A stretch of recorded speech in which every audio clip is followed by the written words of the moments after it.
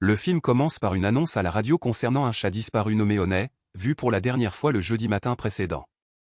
Ce jour-là, une femme locale nommée Miss Colette Piscine a dévié de sa trajectoire pour éviter de percuter le chat près d'un pont. L'animateur de la radio commence alors à bavarder sur plusieurs sujets sans rapport, pendant plusieurs minutes. Il est évident que cela a été fait délibérément. La scène se déplace ensuite dans la petite ville endormie de Pontypool, où l'animateur local Grant conduit sous une neige épaisse. Il se dispute au téléphone avec son agent au sujet de la recherche d'un emploi loin de cet endroit maudit. Cependant, l'agent lui dit qu'il devra rester dans ce travail pour l'instant. Cela rend Grant tellement en colère qu'il lance son téléphone portable sur le siège passager à côté de lui. Peu après, son téléphone commence à sonner à nouveau, alors Grant s'arrête sur le bas-côté. Il est sur le point de répondre lorsque soudainement, une femme apparaît de nulle part. Elle commence à frapper sa paume contre la fenêtre du passager et marmonne quelque chose à propos de sang avant de disparaître dans la nuit. Grant est certainement perplexe par ce qui vient de se passer, mais il continue son chemin et arrive bientôt à la station de radio où il travaille. Une fois à l'intérieur, l'assistante technique de la station, Laurel Ann, le salue chaleureusement. Les deux échangent quelques mots avant que Grant n'entre dans sa cabine sonore et prenne l'antenne. Il présente ses auditeurs à sa productrice, Sydney Briard, et à l'assistante technique Laurel Ann. Il révèle ensuite que Laurel Ann a été déployée en Afghanistan il n'y a pas longtemps. Mais cela fait rire Sydney, qui le traite de débutant, car tout le monde en ville sait que Laurel Ann est une vétéran de guerre. Après une petite plaisanterie entre les trois, il passe ensuite à Ken, leur reporter sur le terrain. Cependant, à mesure que l'émission continue, Sydney devient de plus en plus frustré par le style de choc-joc de Grant. Il fait des blagues satiriques sur Ken et se moque de plusieurs problèmes locaux. Sydney lui demande de modérer son humour noir, mais Grant continue à dire ce qui lui vient à l'esprit et refuse d'écouter les consignes de Sydney. Elle le retire donc de l'antenne avant qu'il n'ait terminé ses tirades. Ils se disputent ensuite, Sydney lui disant qu'il devrait partager des informations et non pas se moquer des auditeurs. Elle parle des dangers de tels potins tandis que Grant défend ce qu'il fait, expliquant qu'il essaie juste d'énerver les gens, car c'est ainsi qu'ils bâtiront un noyau d'auditeurs fidèles. Cependant, Sydney lui dit que les gens dans les petites villes sont fièrement protecteurs. Ils ont besoin de connaître des faits et ne doivent pas avoir l'impression que l'animateur est juste un imbécile avec une émission de radio. Elle lui fait savoir qu'il risque d'embarrasser et d'aliéner son public s'il continue de cette manière. Après cette dispute animée, Grant reprend l'antenne et raconte son histoire sur la femme étrange qu'il a vue en chemin plus tôt. Il demande à ses auditeurs s'il aurait dû appeler le 911 ou continuer sa vie. À ce moment-là, Laurel Ann informe Sydney d'une prise d'otage en cours dans un restaurant voisin. Il n'y a pas beaucoup d'informations sur cet incident, alors Laurel Ann essaie de capter directement la radio de la police locale. De son côté, Sydney vérifie ses propres sources et demande à l'assistante technique de ne pas en parler à Grant. Malheureusement pour elle, Laurel Ann a déjà transmis le message à son oreillette. Après cela, Grant interrompt sa rubrique d'appel pour rapporter la situation. Sydney lui demande de laisser tomber, car les policiers sont probablement ivres, étant donné que c'est la fin de la saison de pêche sur glace. Mais Grant se concentre sur cette information et la partage à l'antenne, commentant que tout le monde à Pontypool étant ivre est un phénomène très courant. Alors qu'il fait cette blague, il reçoit plus d'informations indiquant que la prise d'otage est déjà terminée. La police a 2 suspects en garde à vue, tous 2 désarmés. Les 3 personnes qui le retenaient apparemment se sont échappées. Furieuse, Sydney entre en trompe dans la cabine d'enregistrement tandis que Grant rigole de l'absurdité de cette situation.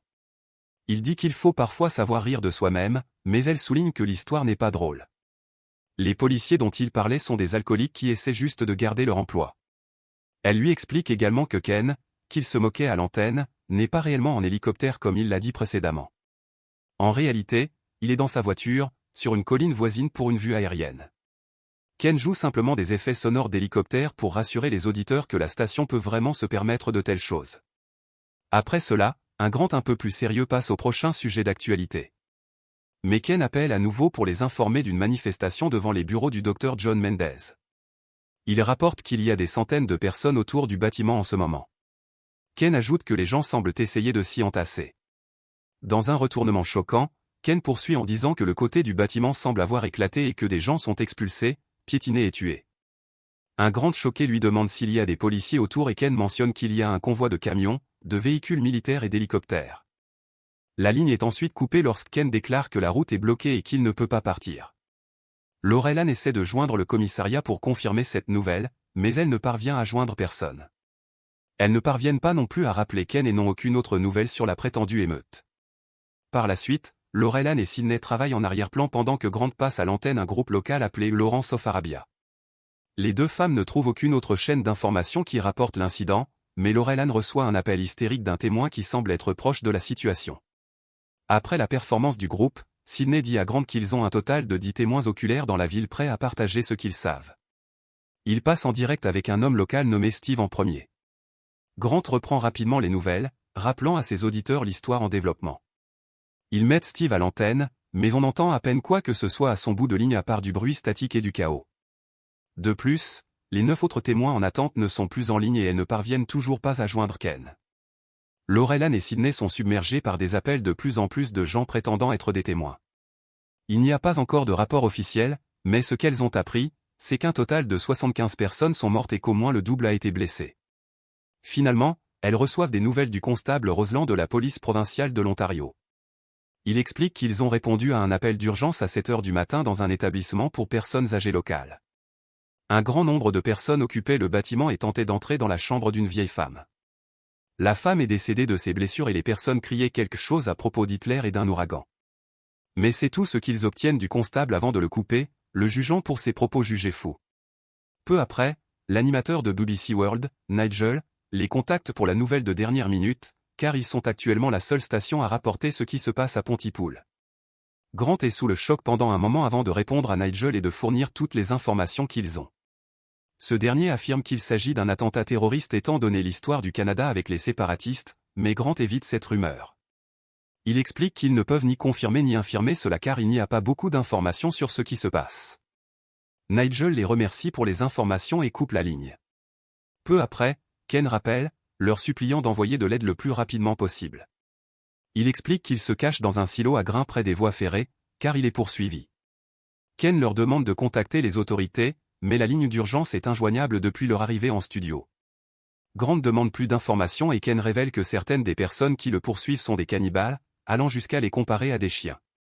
Au fur et à mesure de la conversation, Ken commence à paniquer en voyant les gens fous sortir quelqu'un d'une camionnette et le mordre. Il rapporte bientôt qu'il a été retrouvé, ce qui met tout le monde en panique dans la station. Apparemment, un adolescent fou est dans le silo avec Ken, mais il ne peut pas attaquer car il lui manque des mains et il ne peut pas bouger. Ken mentionne que l'adolescent semble murmurer quelque chose et dit qu'il va y regarder de plus près. Mais avant qu'il ne puisse en savoir plus, l'appel est interrompu par une transmission audio en français. Laurel-Ann traduit immédiatement le message qui demande à tout le monde d'éviter les membres de la famille, de s'abstenir d'utiliser des termes affectueux, de discours rhétoriques et de converser en anglais. Il y a aussi un avertissement de ne pas traduire ce message. Sydney annonce ensuite qu'elles ont reçu un appel du constable Roseland qui leur a ordonné de rester à l'intérieur, car Pontypool est maintenant sous quarantaine. Pendant ce temps, Ken est de retour sur la ligne et demande s'ils ont reçu son audio. Il répète son enregistrement, leur rappelant qu'il provient du garçon adolescent fou. Pendant ce temps, quelqu'un commence à murmurer « Aide-moi, maman » d'une voix douce et effrayante. Il est évident que la voix n'est certainement pas celle d'un adolescent. Ken décrit alors cela comme un enfant criant dans la respiration du garçon adolescent. Grant a du mal à croire les rapports qui arrivent, alors il demande une pause à l'extérieur. Sydney lui supplie de revenir à son siège, car elles ne peuvent pas prendre de pause, mais notre homme a déjà pris sa décision. En fait, il pense que les deux femmes sont en train de jouer avec sa tête en lui faisant une blague élaborée. Il sort alors et dit qu'il n'y a rien dehors, à part une journée froide. À ce moment-là, Laurel-Ann remarque quelque chose et ferme immédiatement la porte et la verrouille. Une foule de gens essaie bientôt de forcer leur entrée dans le bâtiment, répétant les mots qu'ils ont entendus de Sydney il y a quelques secondes. Cela effraie le trio, mais ils se dirigent à l'intérieur et redémarrent leur programme. Alors que Grant lit les nécrologies, Laurel-Ann s'occupe de Sydney, qui semble paniquer. Pendant que les deux femmes discutent, Laurel-Ann commence à répéter le mot disparu sans raison apparente. Lorsqu'elle entend la bouilloire siffler, elle commence à l'imiter. Sydney la fixe un instant avant de remarquer soudainement quelqu'un en train de grimper par la fenêtre de la salle de matériel. À sa surprise, l'intrus se présente comme le docteur Mendez. Il tente d'expliquer son arrivée étrange mais remarque que Laurel-Ann fait un bruit ressemblant à celui d'une bouilloire. Les deux autres se rendent ensuite dans la cabine d'enregistrement et se verrouillent à l'intérieur. Laurel-Ann revient soudainement à la raison et leur dit qu'elle va bien en essayant d'ouvrir la porte. Cependant, le docteur Mendez fait une déclaration glaçante, Laurel-Ann ne le sait pas encore, mais elle est en train de les chasser. Il leur dit de ne pas laisser le son de la cabine d'enregistrement sortir. Dès qu'il dit cela, Laurel-Anne cesse d'essayer d'ouvrir la porte et se dirige vers la fenêtre à la place. Ensuite, Grant tente de commencer une interview avec le Dr Mendez tandis que Laurel-Anne commence à se jeter contre la fenêtre de la cabine d'enregistrement. Le médecin commente qu'elle entend des voix dans sa tête et que les choses vont devenir vicieuses. Il s'excuse de ce dont il parle, mais précise qu'il a vu cela se produire toute la matinée à son cabinet. Quelques secondes plus tard, Ken rappelle et révèle que le garçon adolescent qui était avec lui est mort. Il commence alors à agir bizarrement, répétant le mot simple. Cela fait réaliser aux personnes dans le studio qu'il a été infecté, et il coupe l'appel. En discutant de Ken, il remarque que Laurel-Anne se mord la lèvre inférieure. Le docteur Mendez demande à Grant s'il est sûr qu'elle ne peut pas les entendre, et ce dernier confirme. Mais ensuite, il se demande si elle peut lire sur les lèvres, ce qui fait illuminer une ampoule dans la tête du médecin. Il se rend compte que quoi que soit en train de se passer, c'est viral, mais pas dans le sang, l'air ou le corps, mais dans les mots, spécifiquement dans la langue anglaise. Le virus n'entre dans sa victime que lorsque le mot infecté est entendu et compris. Il se réplique ensuite dans la compréhension de la personne, la rendant folle. Par conséquent, le groupe décide d'arrêter l'émission de radio pour le moment. Pendant ce temps, Sydney reçoit un appel de ses enfants, et pendant qu'elle leur parle, Laurel-Anne reprend son comportement de se jeter contre la fenêtre de la cabine. Voyant cela, le docteur Mendez commente qu'il se passe quelque chose de bizarre chez elle, quelque chose qu'il n'a jamais vu auparavant. Laurel-Anne vomit alors beaucoup de sang sur la fenêtre, y compris ses organes, puis tombe en arrière. Le docteur Mendez pense que c'est ce qui arrive au virus lorsqu'il ne trouve pas sa prochaine victime. Quelques minutes plus tard, plusieurs personnes infectées entrent dans le bâtiment, alors Grant éteint la lumière et ils essaient de se cacher derrière la cabine. Ils espèrent qu'en jouant le haut-parleur à l'extérieur du bâtiment, ils parviendront à distraire les attaquants. Le trio décide alors de diffuser un enregistrement de Grant disant « Sydney Briard est vivante ».